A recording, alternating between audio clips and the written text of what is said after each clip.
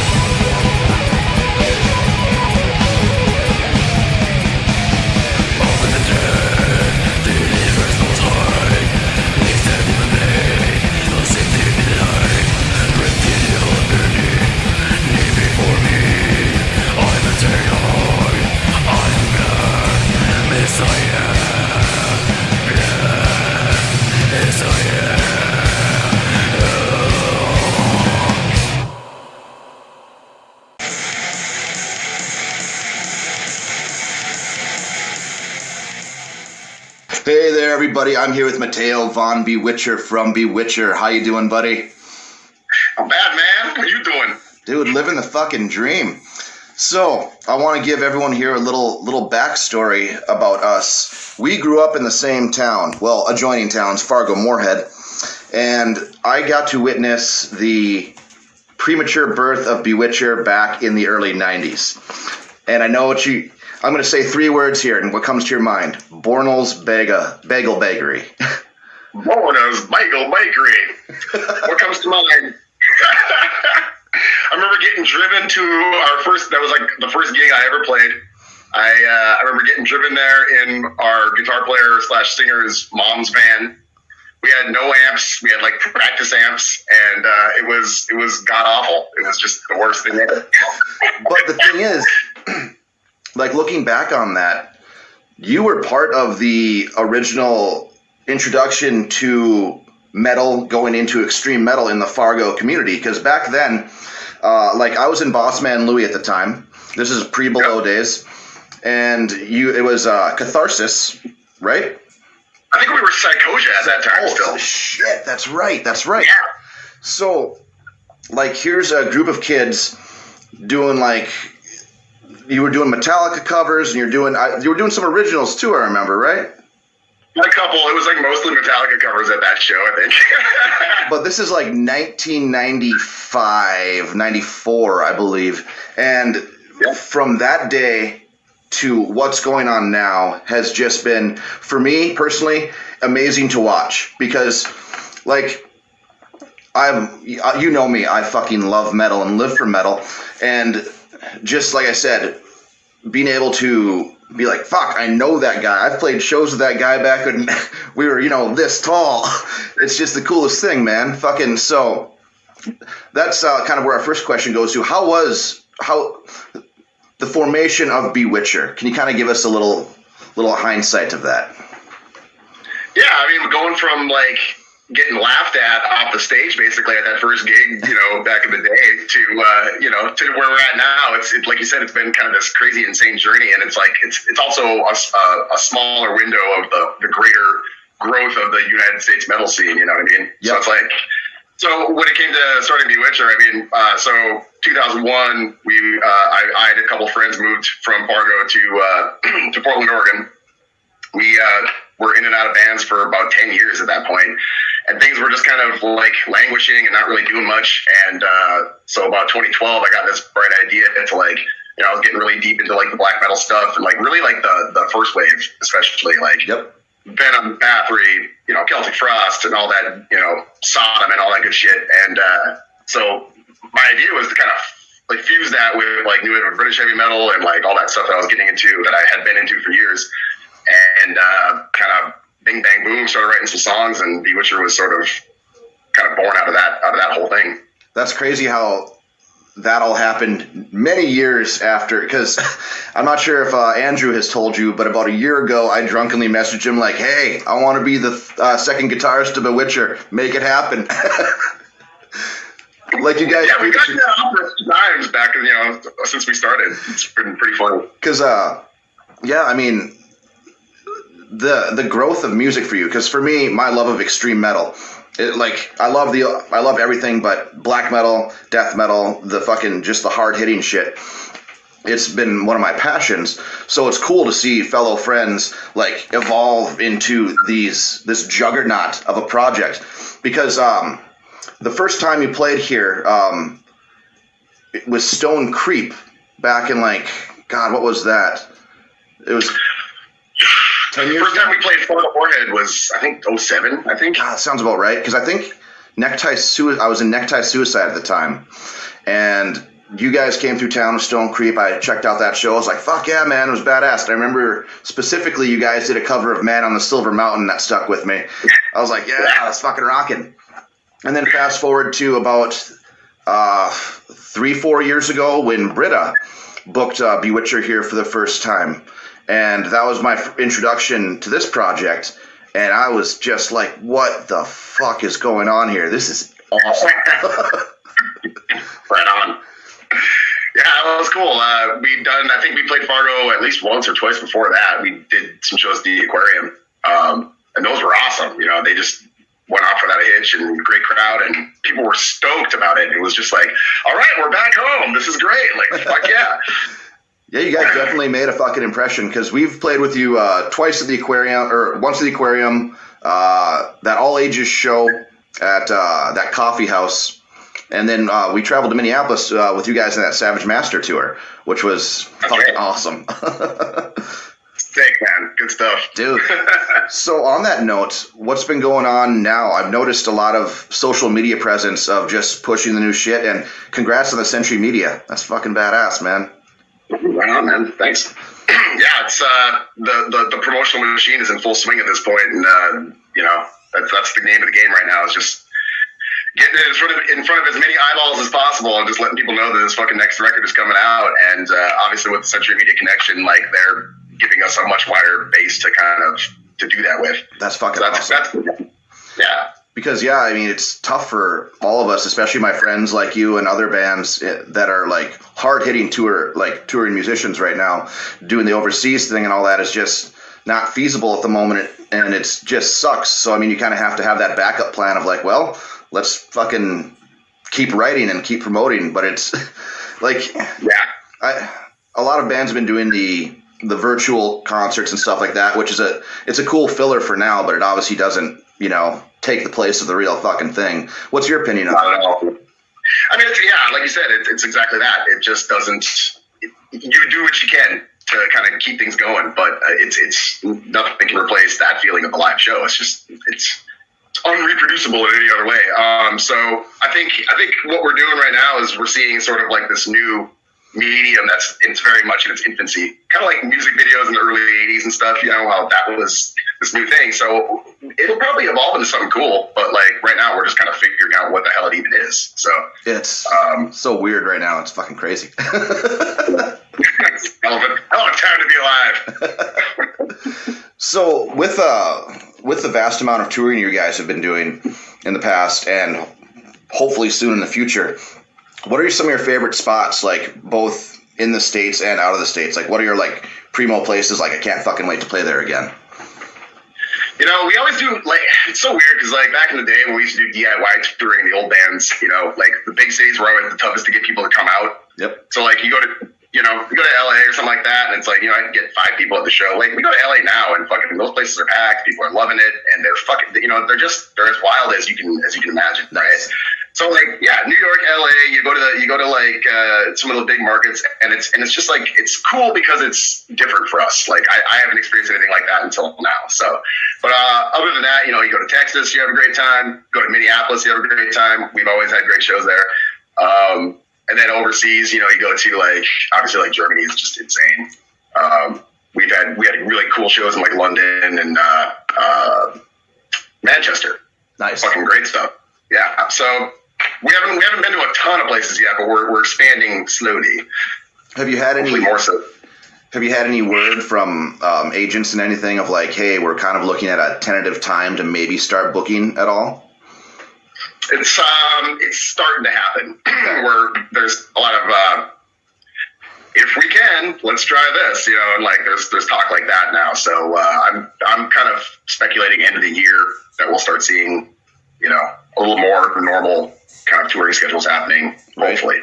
Because, like, on a personal note for me, I've been following what Merciful Fate has been doing because they're supposed to be playing Psycho Las Vegas here this summer. They're supposed to play it last summer, obviously got canceled, but they just pulled out of Bloodstock this year, which is 2 weeks before Psycho Las Vegas. And, like, I was so hopeful. I'm like, okay, you know, it's been a year.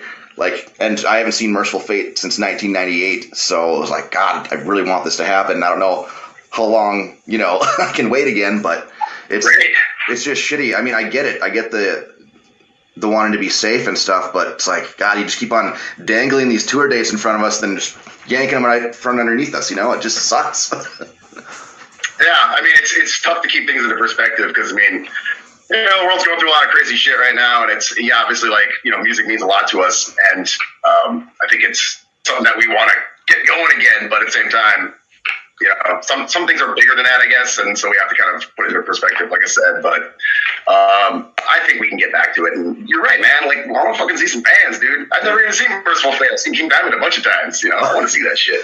Dude, yeah, if Psycho happens, you gotta fucking make it. We'll be out there. We have our tickets. I mean, Fate, Emperor, fucking Danzig doing all of Danzig too. Oh, awesome. I was talking to Andy about this, and he thinks it might get, and hopefully not, but like it's probably going to get pushed back again too. So we're hoping not, but yeah, we'll see.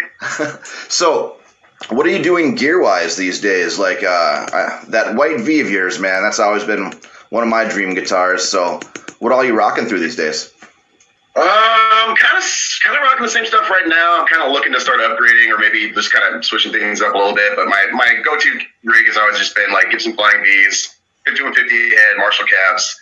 I might do a little bit on the pedal board kind of thing, but right now I'm just rocking like a MXR delay carbon copy for leads. Okay. That's pretty much it, man. I keep it really simple because when we do as much touring as we have been doing, you just don't want a lot of shit that can go wrong. So you just keep it as simple as you can, Exactly. I learned that trick from a couple different people.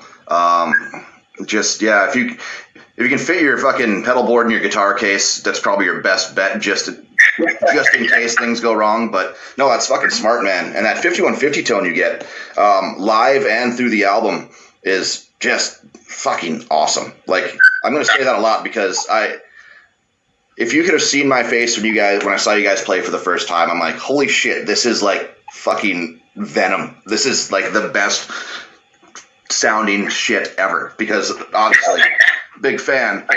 So it was super cool. Like I said, the guitar tone you're getting, the music you're writing, everything is just like spot on with that. Like you said, that first wave of black metal, the fucking old school metal shit. So like, let's move that into the next question here.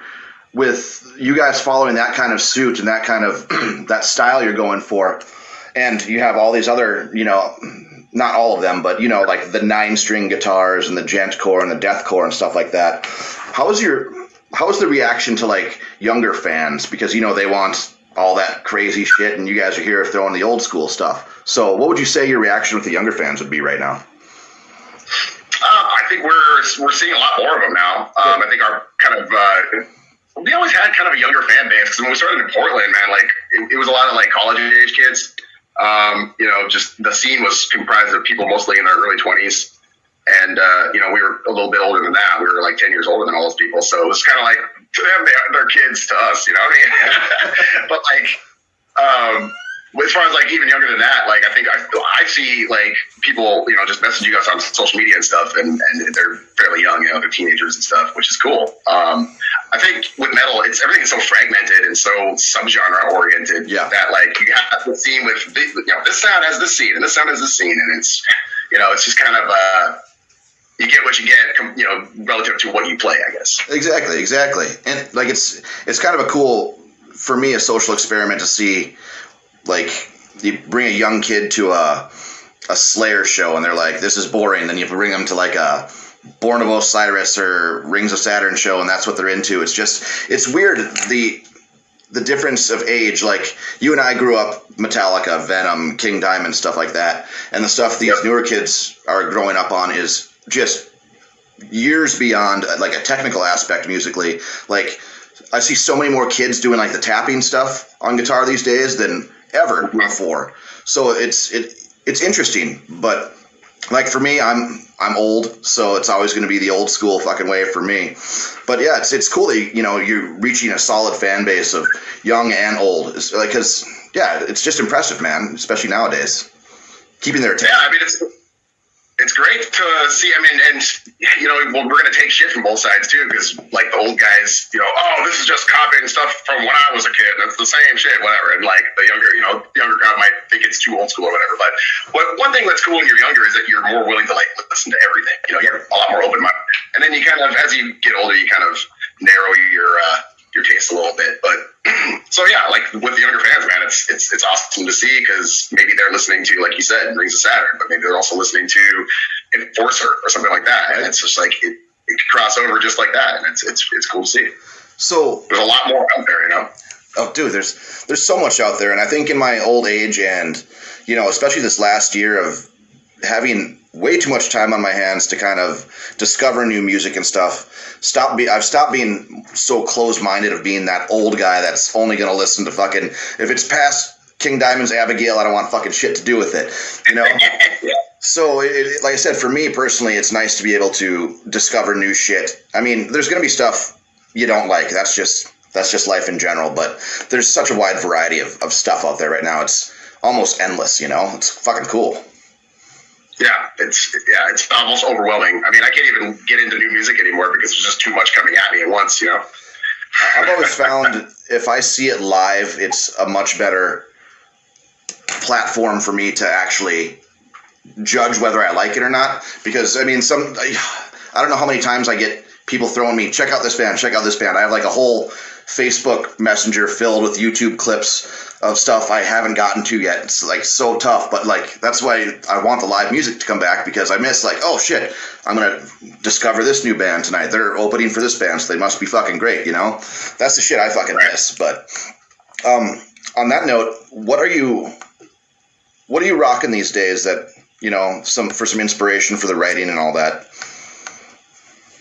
Dude, I hate to say it, but I don't hate to say it because I love to say it, but I'm going back to the old shit, man. Like we've been such in a rock and roll mode for the last like couple of years that, and you can kind of hear it in the record. Obviously, people are making some comments about it already. That it's just a little more rock and roll oriented. So, you know, we're back to that AC/DC, ZZ Top. You know, I'll listen to Judas Priest pretty much every day of my life, but like it's just you know, going back to like old blues and stuff, and man, it's just. It's really about the classic rock and the rock and roll feeling, you know. I'd rather listen to Chuck Berry than anything that's coming out, you know, nowadays. Okay, man. I mean, it's cool that you can take that inspiration and bring it into a heavier aspect too. Like, you know, it doesn't always have to sound just like this, but as long as you're kind of keeping to your roots, but finding new ways to promote the old school, but in a new way, you know. Yeah. It's fucking bad. And for its time, that was what was heavy. That was what was, you know, extreme. And so, like, you can still apply it if you can put yourself sort of in that mindset, apply what they're doing, and maybe bring it into your own thing. Isn't that, on that note, isn't that kind of crazy of, like, nowadays how you can be like, hey, I'm in a satanic speed metal band, but, like, 40 years ago, if you said that, you'd be fucking burned at the stake. Just, like, no one would want anything to do with you. Fucking changing the times, man. That's true. It's definitely become a little more normalized, but you know, it still turns heads here and there, I guess. Exactly, and it's people laugh about it a lot. So you said you're working on new stuff. Like, when are we? What do we have planned for new material? Like, when will it be released? New material, new merch, all that stuff. It's kind of trickling out as we speak. New album drops on April 16th, and then we'll be demoing even more new songs after that, sort of throughout the summer, I think, because I've got a few more ideas and stuff that are kind of almost there. We got some singles coming out. We got another one dropping tomorrow. We've got another one after that, right before the album comes out. So, and we did some sort of not live stream, but sort of live recording film stuff that we're going to be putting there. So there's a few things going on. Fuck yeah, man. Looking forward to it. Well, buddy, like I said, I just had a couple questions for you today, and I really appreciate your time. Really can't wait to fucking see you again. I mean, when you go touring again, be sure to hit me up, because by then I should have another project going. So. Excellent. Yeah, what are you up to these days? Are you still doing Brutal, or is I actually mistakenly quit that band a year ago, and then it kind of went defunct after that. But as of right now, just writing new material. I got a couple guys I'm working with right now. We're doing a real sort of like black and roll, At the Gates meets like fucking old school Metallica type shit. Excellent. So, and, it's going to be interesting because I will just be doing lead vocals live, but behind the scenes, I'm actually like writing the guitar parts for it too as well and stuff. So it's kind of like, in a way, it's almost a glorified solo project, but it isn't, because it's a band. Like, we all sit together as musicians and write, but it'll be like, all right, guys, here's tunes I helped write. I'm going to front this shit, so let's fucking do it. Getting your Satyricon on. Yeah,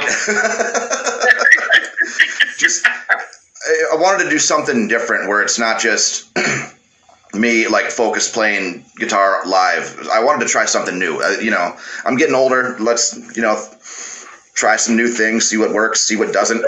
But as of right now, we've got like 7 tunes written. The band is called Closed Casket Crew. Like I said, we got 7 tunes done right now. We're still looking for a few more members just to kind of bring everything together. But yeah, I'm fucking super excited to get this out, man. Like, you'll really hear the old school, like, At the Gates shit in it. So Closed Casket Crew, I love that. That's great. Fuck yeah, dude. So I really hope to be able to play a show with you down the road here, man. Like I said, I'm so proud of you. I just want to let that be known of, like I said, watching you grow from we're the same age pretty much, but from Bornhol's Bagel Bakery to fucking play in Berlin, Germany. Like, dude, you fucking did it, man. You made it. Be proud. Thank you so much, man. That makes me feel real good. I can't lie to you. Well, brother, give my best to the rest of the boys in the band. Keep in touch with me for sure. I'll let you know when this airs. I'll send you the link to it. But be safe out there. Keep on kicking out the fucking great tunes. And if you have anything you want me to help promote, just let me know. All right, brother? Absolutely, man. Thank you so much. All right, I'll talk to you later, my man. Cheers. See you soon.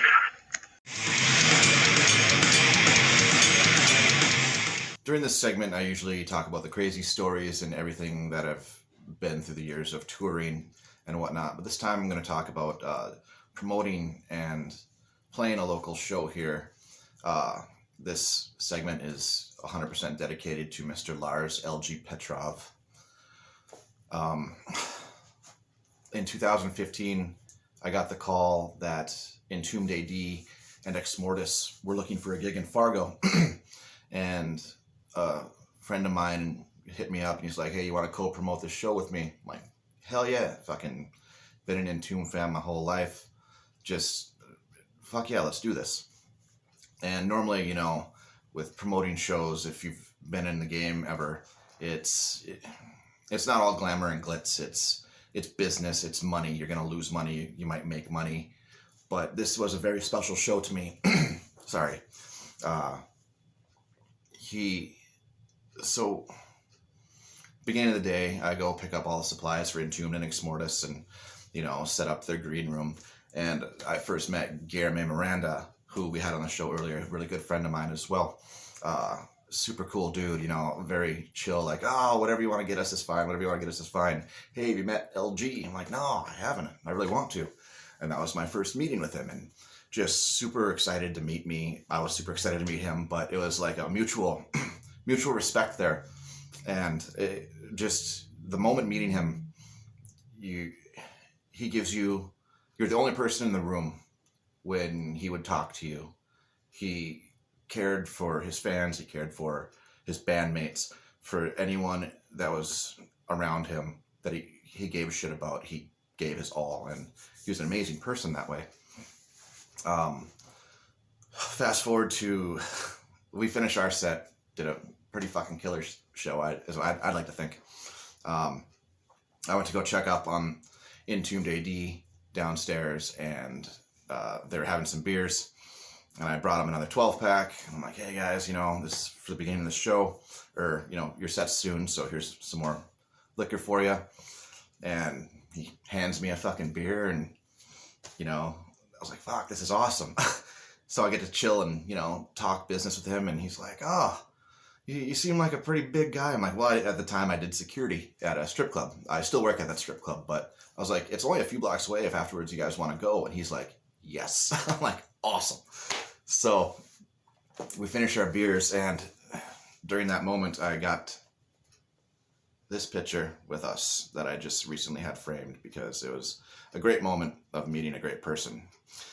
There's more to the story, obviously, but I'm really proud of that moment. It was really cool. So they play a set. It was killer. I gave them a bunch of Brutler merch, and they were so excited they're like, oh, this is awesome. Thank you. We appreciate that. And, bands will say that kind of stuff, but he wore that Brutler shirt to numerous overseas festivals.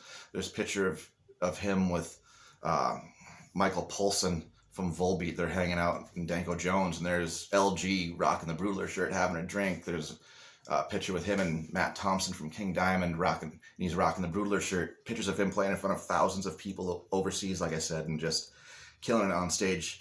And he's wearing my fucking band shirt. He just supported the shit out of us, and it was just cool that he gave a shit. And, he'd check up on me. We'd talk here and there. And it meant a lot for a person like me who, regional, small-time musician, has one of their people they've looked up to since they were so young give a shit about their band. Like, it brings me back to, like, the old MTV days when you'd see, like, Mike Patton wear a Mr. Bungle shirt. You're like, oh, man, what band is that? If he likes that band, they've got to be good, which I don't know if anyone ever did that with mine. my band or whatnot, but it's still kind of a cool feeling. Fast forward to, sorry, I digress. It's kind of a long story, but it means a lot to me. They finished their set, and LG is militant with everyone in the band. He's like, you've got 10 minutes to get your stuff, and we're going to the strip club. Nate's bringing us. And I'm like, all right. So me and LG are in the back having a smoke in the alleyway. I'm like, okay, you know, what? He's like, no, in 10 minutes, we're gone. I'm like, well, we can wait for him. Don't worry, buddy. The place doesn't close for another 2 hours. So everyone shows up, and now we have the entire Guillermo, Miranda, the rest of the guys of Entombed AD. We've got the boys from Ex Mortis, who I also got to meet that night and became very good friends with. Jadrin and the boys, fantastic dudes. If it wasn't for LG, I wouldn't have met them.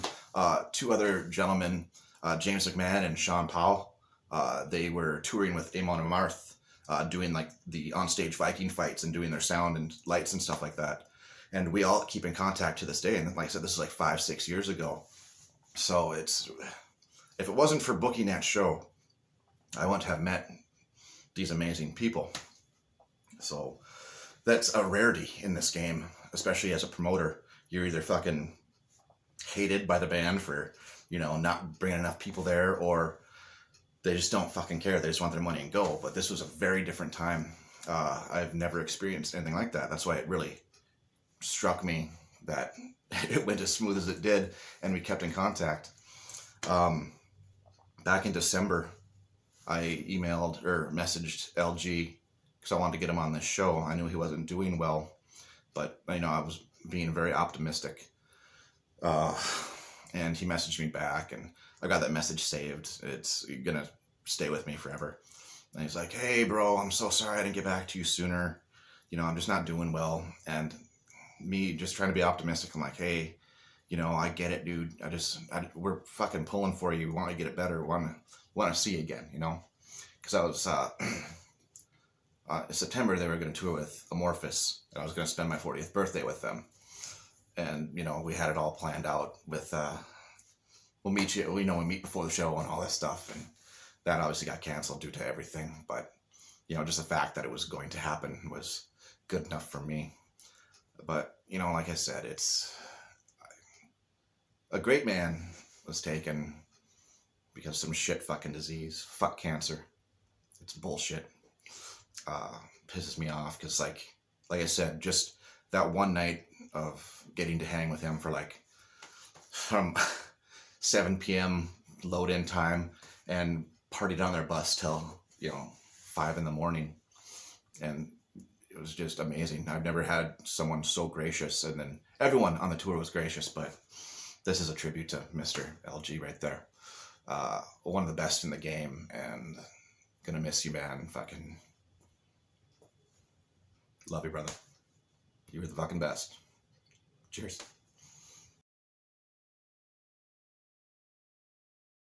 I'd like to thank Mateo Von Bewitcher for taking the time and talking with us. I always just appreciate being able to talk with some old friends. Like I said, it's really cool. We grew up together, got to watch him grow from playing coffee clubs, bagel shops, all the way into what he's doing now, touring the world with Bewitcher. So it's amazing to watch, and I'm super proud of him. I'm super proud of the rest of the guys. So look for some Bewitcher. Moving on to the end of the show, folks. Takalaiton. This is a band from Finland. My good buddy Scott Ames, who works for Extreme Artist Management, has been sending me these bands a few each month, and just killer shit from all over the world. So we got some Finnish thrash metal coming up here. Takalaiton, Hail the Hurricane. If you like the show, please like and share. If you want to get your band on here, contact me through Facebook, Instagram, YouTube. So, as always, support the underground. Takalaiton, hail to the hurricane.